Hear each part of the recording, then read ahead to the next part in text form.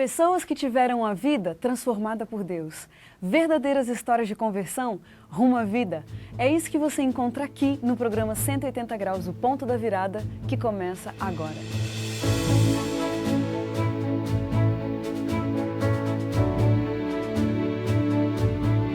Quando sentimos o toque de Deus na vida, uma mudança acontece.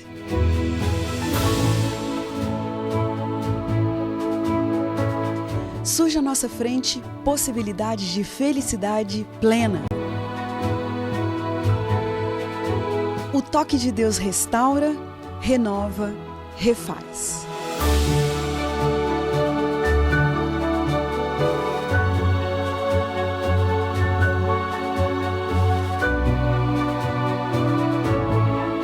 Hoje conheceremos uma pessoa que experimentou essa graça maravilhosa. Ela vai nos contar sobre essa mudança de 180 graus que lhe trouxe paz.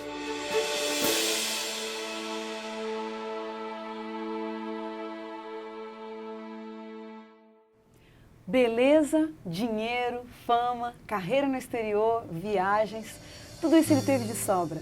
Aos 24 anos de idade, Luca Mendes era um sucesso em sua profissão de modelo internacional. Morava em Nova York e tornou-se o 8º modelo de mais sucesso do mundo da moda. Ganhando muito dinheiro e fotografando com os melhores fotógrafos para grandes marcas, ele sentia que alguma coisa estava errada, porque ele não era feliz e não sabia lidar com um vazio que o devorava por dentro. Mas um dia, uma experiência inusitada com um bem-te-vi fez com que ele tivesse um encontro com Deus. Dá para acreditar? Que virada de 180 graus foi essa na vida desse que se tornou um modelo de amizade com Deus? É isso que vamos descobrir agora com o nosso convidado de hoje, Luca. Olá. Muito obrigado porque você está aqui com a gente. É um prazer. Fala um pouquinho, Luca, para a gente das influências religiosas que você recebeu na sua infância. Bom, eu nasci num lar que era espírita católica, então os meus pais iam na igreja católica e também iam em centros de espiritismo, enfim. Mas o meu pai, a nossa família teve um problema com a minha irmã, que ela estava, não ia nascer perfeitamente, enfim. E eles foram fazer um trabalho espírita e nesse trabalho deu um probleminha, para resumir a história, deu um probleminha e eles acabaram conhecendo um rapaz, um irmão da igreja batista. E foi esse irmão que nos chamou, nos introduziu na igreja batista. E aí, por aí, a partir daí a gente começou a passar de igrejas em igrejas, sabe? E até que finalmente nós encontramos a igreja adventista, só que eu ainda não estava acostumado com a igreja adventista, então só o meu pai estava seguindo esse caminho assim mais corretamente. Nós ainda íamos nas outras igrejas, mas a gente não estava. Mas enfim, para resumir, era mais ou menos por aí. Agora, Luca, você, pessoalmente, como criança, como pré-adolescente, nessa fase em que vocês estavam buscando uma religião, qual era o seu contato com Deus naquela época? Olha, o meu contato com Deus era quase nulo, né? Porque primeiro você está aprendendo, né? E aí, a partir do momento que você começa a conhecer um pouquinho mais da Bíblia, tem um pouquinho mais de convívio social dentro da igreja, você começa a querer entender quem é esse Deus, né? Só que, infelizmente, nas igrejas que a gente passava, a gente não tinha esse conhecimento mais profundo de Deus. A gente ficava aquele conhecimento superficial, se baseando muito na música e no louvor e pouco de Bíblia, sabe? Então, a partir do momento que a gente começou a conhecer mais profundamente a Bíblia, a gente começou a se interessar mais por Deus mesmo, começou a entender quem é Deus de verdade, quem é Deus, um Deus de amor, um Deus que está sempre te acompanhando. E isso, quando eu era jovem, quando eu era bem novinho, eu não tinha essa noção de que era um Deus que te acompanhava, que te amava.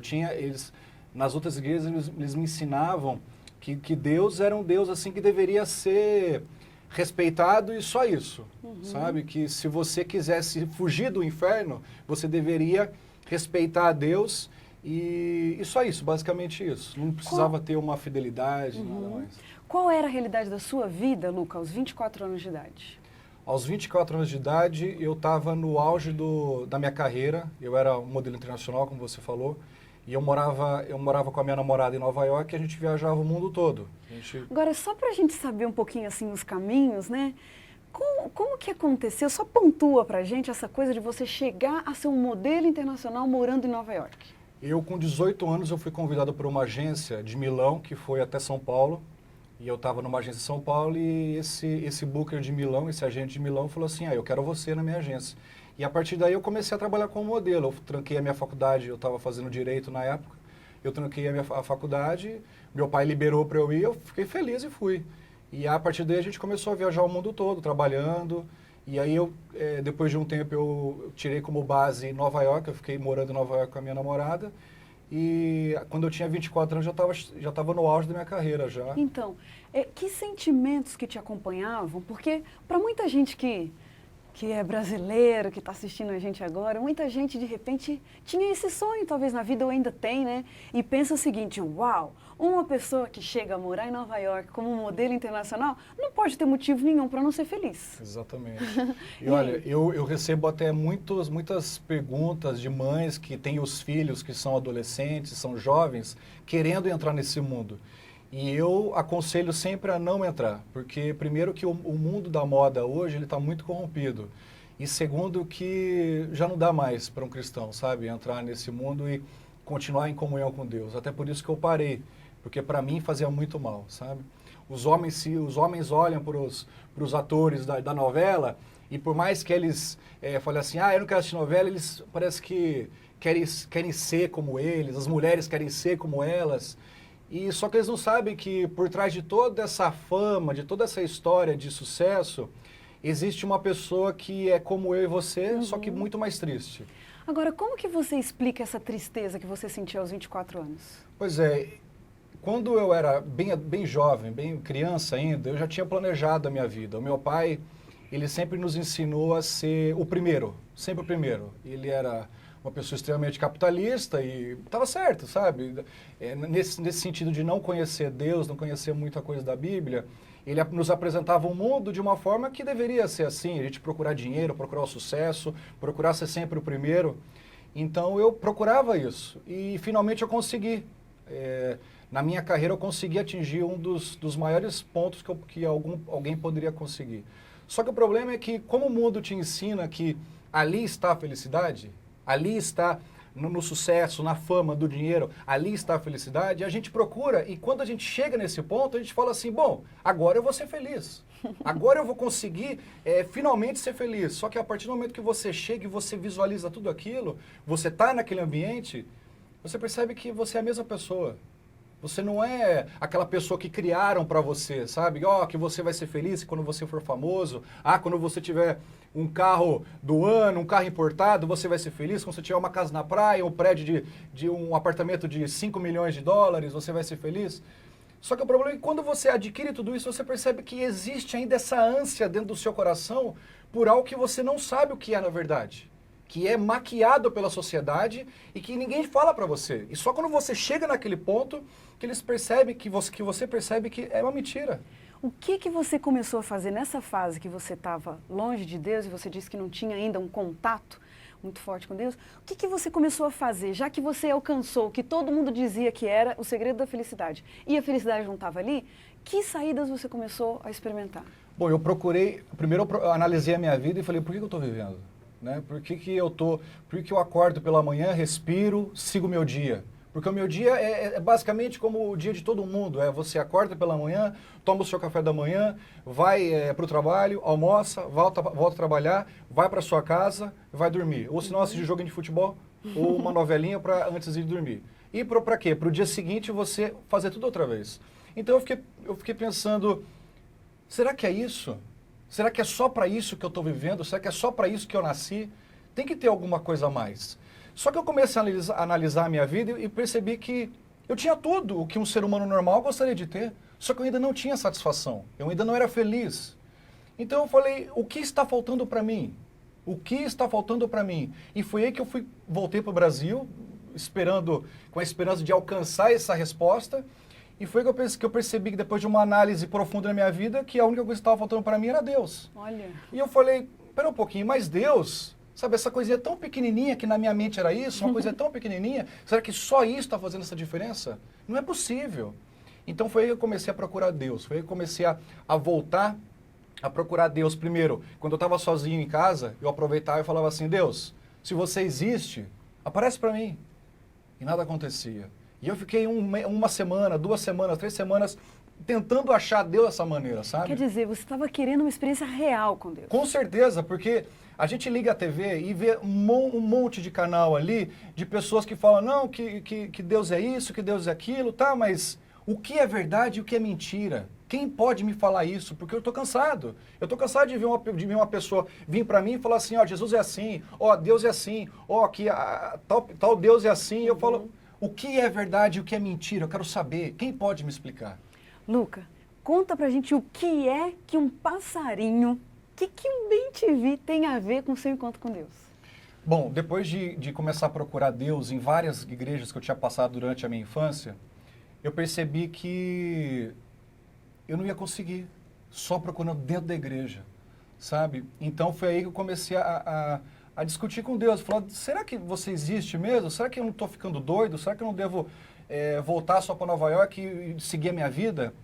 E foi aí que eu conheci um pastor, que se chamava Pastor Ivan Canhadas, e ele me falou assim, Luca, o que você precisa fazer é acordar pela manhã e antes de tomar o café da manhã, você lava o rosto, toma um copo d'água para realmente acordar, vai para sua cama, ora, fala com Deus, abre o coração a Deus e estuda um capítulo da Bíblia. E eu falei assim, não é possível. Esse pastor está mentindo para mim, porque eu às vezes faço isso. Eu às vezes leio a Bíblia, eu às vezes oro, só que nada acontece e eu não acreditei nele. E foi que naquele dia eu voltei para casa sem acreditar nele, não ia colocar aquilo em prática. E uma bela hora da madrugada, eu ouço um barulho ensurdecedor, que era do BenTV. E eu olhei o relógio 5h11 da manhã. 5h11 da manhã, e até o momento eu não sabia que era o BenTV. E aí eu fui até a janela, a minha esposa, que na época era minha namorada, estava do meu lado, e eu falei, que barulho é esse? Que barulho é esse? E aí eu fui até a janela, abri a janela, na janela tinha essa árvore, nessa árvore tinha o passarinho, que era o BenTV. E ele fazia um barulho. Posso fazer o barulho? Pode. O barulho era assim, ó. Parecia um piro atômico. Eu nunca vi um BenTV fazendo esse tipo de som. Porque BenTV, ele faz BenTV, não é? Ele faz esse tipo de barulho. E aquele passarinho era estranho para mim. Enfim, ele me incomodava tanto que eu não conseguia dormir. Porque ele continuava lá.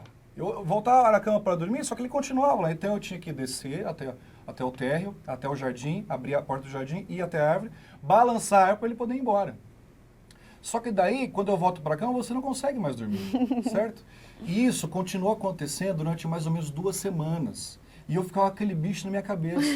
E o engraçado é que era sempre no mesmo horário que aquele passarinho ia lá. Sempre no mesmo horário, 5h11 da manhã. Veja, não era nem 5h10, nem 5h12, era 5h11 ele estava lá. E eu falava, que bicho é esse?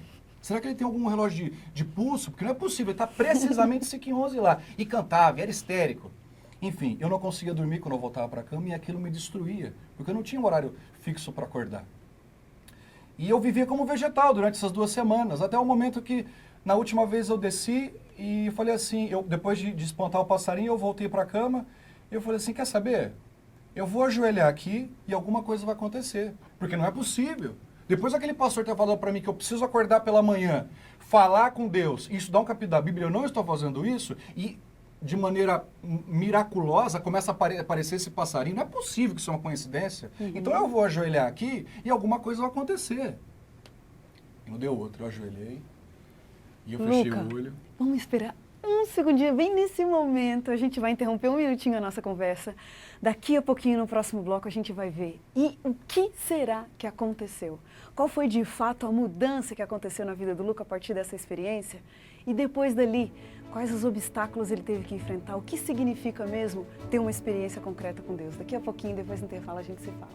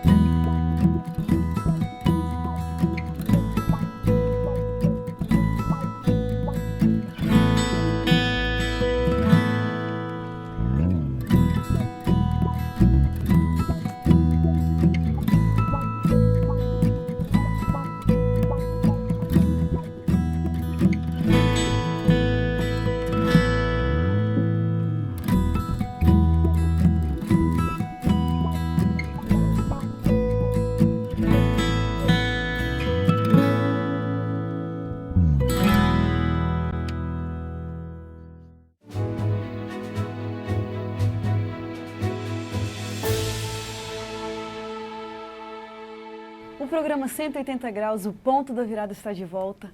Quem está com a gente hoje é o Luca Mendes e ele vinha dizendo da sua experiência como modelo internacional e de uma vontade, depois de buscar todas as saídas para encontrar felicidade, ele teve a vontade de encontrar Deus. Luca, naquelas 2 semanas em que um bem-te-vi às 5h11 da manhã te acordava de uma forma até misteriosa, você disse, só pode ser Deus. E aí, o que aconteceu? Nesse dia que eu voltei para a cama, depois de ter balançado essa árvore ali, e aí eu ajoelhei, fechei o olho e falei assim, meu Deus, se você existe de verdade, aparece para mim. Aparece para mim. Ou se não, faz esse bicho parar. Porque eu não aguento mais esse bicho aparecendo em casa. Eu estava acabando com a minha vida. E eu estava assim, eu não sei se você já fez aquela oração, que você tem certeza que você vai ver algo sobrenatural quando você abre os olhos. Então você abre os olhos assim, né? Você está assim, você abre os olhos assim, ó. E você olha. E eu olhei o quarto todo e falei, não tenho certeza que eu vou ver. E nada. Aí eu olhei até embaixo da cama, porque não, deve ter algum anjo, alguma coisa embaixo da cama. E você olha. E nada. Nada aconteceu. Só que daí eu dormi, segui aquele dia. E na noite seguinte, a gente dormiu. E adivinha que aparece no dia seguinte? O passarinho não apareceu mais. Só que o engraçado é que eu acordei às 5h11 da manhã. E é engraçado porque você fica esperando o bicho aparecer, sabe? Eu fiquei esperando, não é possível, já é 5h11, sempre aparece. Só que eu lembrei da oração do dia anterior, sabe? Eu falei, espera um pouquinho, eu pedi para ele não aparecer mais. Será que ele não está lá na árvore? Está querendo me enganar? Aí eu fui até a janela, abri e nada. Creriana, esse passarinho nunca mais apareceu em casa. Mas eu te falo uma coisa. Eu nunca mais parei de acordar pela manhã, falar com Deus e estudar um capítulo da Bíblia. E olha, essa simples coisa, essa simples ação, essa simples atitude me transformou naquilo que eu sou hoje. E olha, os meus amigos não me reconhecem, meus amigos de antigamente não me reconhecem mais. E eu passo na rua assim, eles olham pra mim e falam, alguma coisa tá diferente em você, Luca. Eu não sei o que é. E eu falo, meu amigo, hoje eu sou feliz. E olha, esse simples ato me fez entender que eu não preciso ver Jesus, não preciso ver Deus, não preciso sentir, não preciso ouvir Deus para acreditar nele. A partir do momento que eu falo com Deus pela manhã e estudo um capítulo da Bíblia, eu me sinto como se estivesse na companhia dele durante o dia, sabe? Esse simples ato me transformou. Não, Luca, a gente não tem, ouvindo essa história, a gente não tem dúvida de que realmente esse foi um ponto marcante, um ponto da virada para você. Agora, lógico, a vida continua, você estava envolvido no mundo da moda. Quais os obstáculos que você teve que enfrentar a partir dali para ser um amigo de Deus e levar a vida?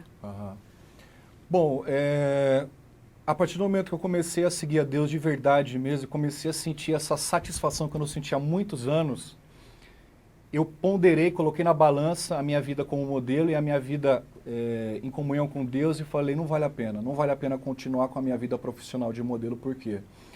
Porque a profissão de modelo, ela facilita para você muitas coisas, principalmente a fama, o sucesso, o meio de pessoas muito bonitas. No seu caso, pontua pra gente exatamente a abrangência do seu trabalho. Bom, eu trabalhei com os melhores fotógrafos do mundo. Eu trabalhei com o fotógrafo da Madonna, por exemplo, que se chama Steven Klein. Ele fez os clipes da Lady Gaga, alguns clipes da Lady Gaga. Eu fotografei com o Steven Meisel já, com quem mais? Com o Mário Testino, que é o queridinho da moda também. Eu fotografei para Versace, para Roberto Cavalli, para Dolce & Gabbana, para Pinko, para muita coisa, para C&A, para Biblos, para aqui no Brasil, Yas Brasil, muita coisa mesmo, o Fórum, o Zump. Foi fácil para você dizer o seguinte, olha, estou percebendo que isso não está mais batendo com esse novo estilo de vida? Olha, não foi fácil no começo, mas depois que você para com toda aquela vida pecaminosa que você tinha, você percebe que vai facilitando, sabe? E não demora muito. Depois de 1 mês, 2 meses, quando você começa... Porque a Bíblia, ela é fantástica, Cariane. Quando você começa a estudar a Bíblia mesmo, não ler, estudar a Bíblia, você começa a perceber que ela é um livro extremamente poderoso. Ela é um livro capaz de mudar vidas de um jeito. Então, o que ela fez comigo, ela me mostrou um estilo de vida, uma vida totalmente diferente daquilo que eu tinha. E a vida que eu tinha, ela não me dava prazer, sabe? Ela não me dava satisfação. Ela me dava talvez um prazer momentâneo, mas a longo prazo eu me sentia vazio, sabe? E a Bíblia, e no estudo dela, e no conhecimento de Deus, eu comecei a perceber que a vida é muito mais do que só isso. A vida é muito mais do que só esse mundo. Mas você vai falando aí, vem me vindo tanta pergunta à cabeça. Por exemplo, quando você diz que seus amigos olham para você e não te reconhecem mais, o que tem de tão diferente na cabeça do Luca, de 24 anos, para a cabeça do Luca depois que se converteu? Que mudança de visão de mundo que aconteceu? O Luca, de 24 anos, ele tinha uma ambição incrível por ser famoso, ter sucesso, ser o melhor na sua área.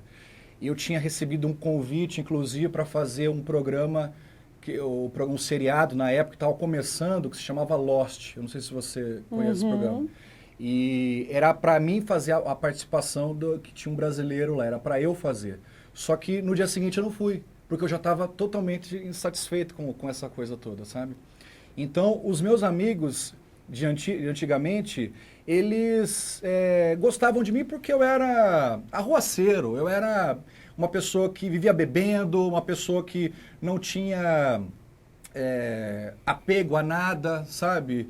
Tudo para mim era descartável, principalmente relacionamento familiar, relacionamento com namorada, relacionamento, sabe? Tudo para mim era tudo artificial. Então, eles olhavam para mim como se eu fosse um modelo de existência, sabe? Porque eles olhavam para mim como algo que eles queriam ser, sabe? Só que o que eles não sabiam é que eu não era feliz daquele jeito. Só que eles lutavam para ser.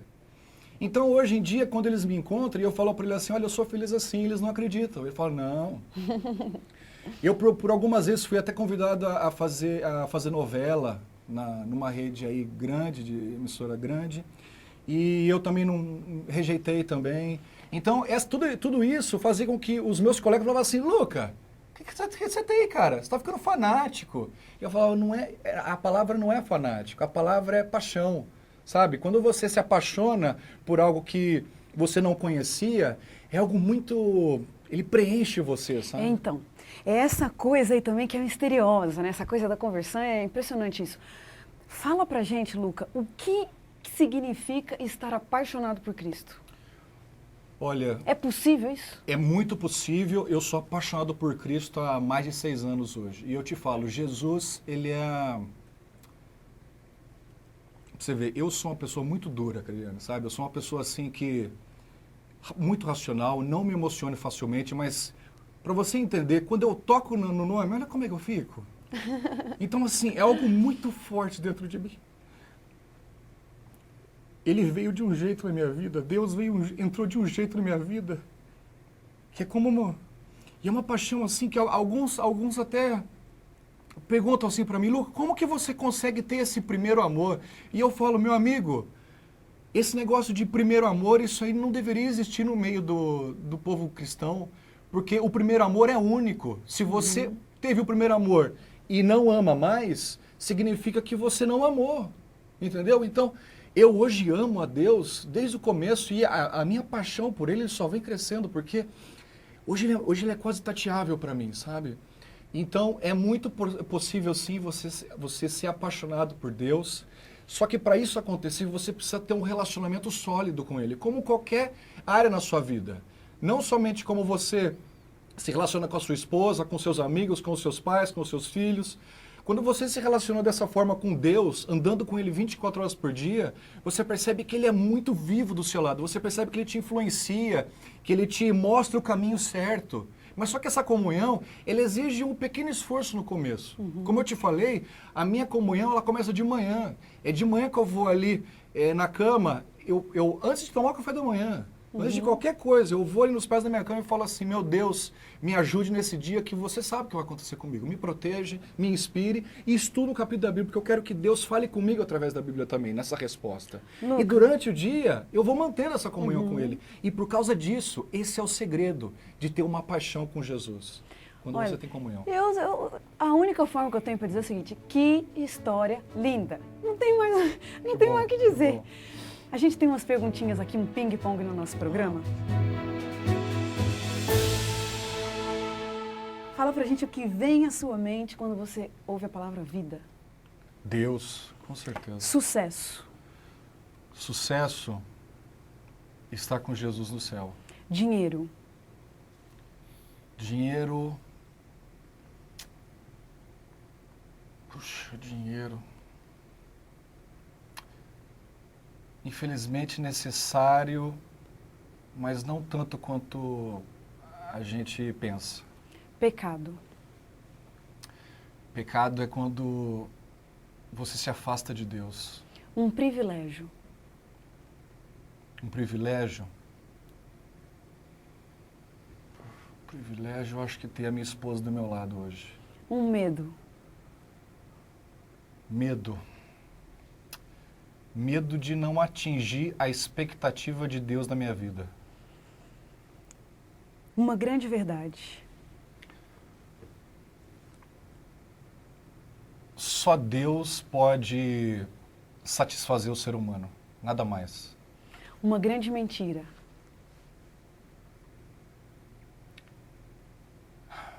Mentira, uma grande mentira, eu acho que seria... O mundo é melhor que Deus. Um pedido. Um pedido para que Deus me capacite. Um versículo da Bíblia que te fortalece. Com certeza, Eclesiastes 3:11, que diz o seguinte,